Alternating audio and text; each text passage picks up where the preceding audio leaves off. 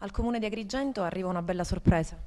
Assolutamente sì, ci è arrivato il catalogo della collezione di Dolce e Gabbana che riporta nei propri abiti la meravigliosa nostra Valle dei Templi, i nostri meravigliosi colori, i templi, i mandorli, i limoni, gli aranci. Ecco, in tutte le vetrine del mondo di questo marchio italiano c'è Agrigento.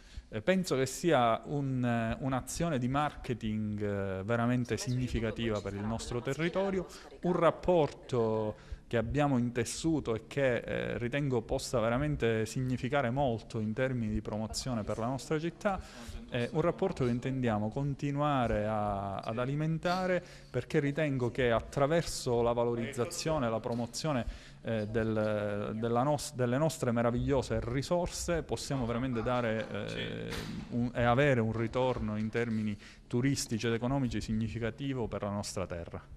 Pensa di organizzare qualcosa? Abbiamo dei contatti in corso ormai da diverso tempo. Ritengo che questo regalo che abbiano fatto alla città già sia veramente importante perché siamo veramente presenti attraverso questo catalogo in tutto il mondo. Stiamo lavorando per riuscire a fare una sorpresa ad Agrigento e non solo. Adesso deve comprare Dolce e Gabbana.